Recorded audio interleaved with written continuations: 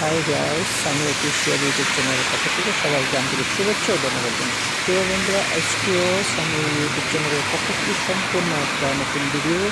প্রিয় বন্ধুরা, সৌদি আরবের রিয়াদে আজ থেকে আজ সকাল থেকে বিকেল 4টা পর্যন্ত সূর্যের আলো দেখা যায়নি। এখন বিকাল 4টা বেজে 15 মিনিট, এখন কিছুটা সূর্যের আলো দেখা যাচ্ছে। এই যে দেখুন, সারাদিন ধীরে ধীরে বৃষ্টির পরে রোডের কী অবস্থা, যে দেখুন গাড়ি চলতে খুবই সমস্যা হচ্ছে। তবে এই পানিগুলি কিন্তু সরকারিভাবে নিষ্কাশন করা হবে, কারণ এই যে রোডটা দেখতে পাচ্ছেন, এই রোডটা একটু এই জায়গাটা নিচু, যার কারণে পানি জমা বেঁধেছে। তবে যাই হোক, আধা ঘন্টার ভিতরে কিন্তু এই পানিটি নিষ্কাশন করে ফেলবে।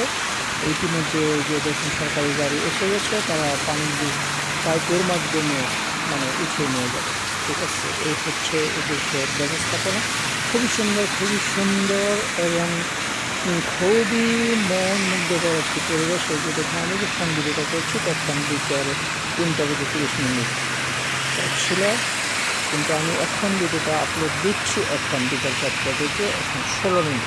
বিকেল 4টা বেজে 16 মিনিট, আজ 16ই ডিসেম্বর 2025।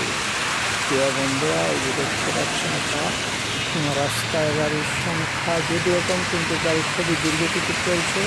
তারপরেও এরা কিন্তু মনে করেন গাড়ির গতিটা সবসময় একটু বেশি চালানোর চেষ্টা করে, কারণ এদেশে 1/1 রোড ড্রাইভিং করা খুবই সহজ। কারণ সামনে থেকে বা ডানে থেকে কোনো গাড়ি ক্রস করবে না। ঠিক আছে, এদেশের ট্রাফিক সিস্টেম খুবই নিরাপদ এবং ট্রাফিক আইন খুবই কঠোর। কেউ যদি কোনো ইশারা ওভারটেক করে, অর্থাৎ সিঙ্গেল করার পরেও যদি যায়, তাহলে 6,000 রিয়াল, বাংলাদেশে প্রায় 2 লক্ষ টাকার মতো জরিমানা করা হয়। যার কারণে এদেশের ড্রাইভাররা, অর্থাৎ যারাই গাড়ি চালায়, তারা কখনোই সিঙ্গেল ওভারটেক করে না।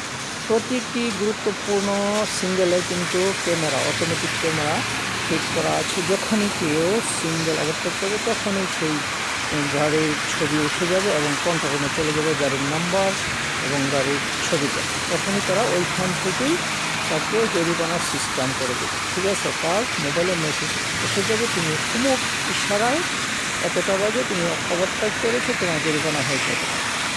ঠিক আছে, সে যদি সময় মতো ওই জরিমানার টাকাগুলি পরিশোধ না করে, তাহলে তার ব্যাংক অ্যাকাউন্ট সব কিছু ব্লক করে দেওয়া হবে। এদেশের ট্রাফিক আইন খুবই নিরাপদ এবং খুবই কী বলবো, এটাকে সবাই ফলো করে, কেউ অমান্য করে না। কেউ যদি অমান্য করেন ভুলবশত, তাহলে তাকে জরিমানা অবশ্যই গুনতে হবে।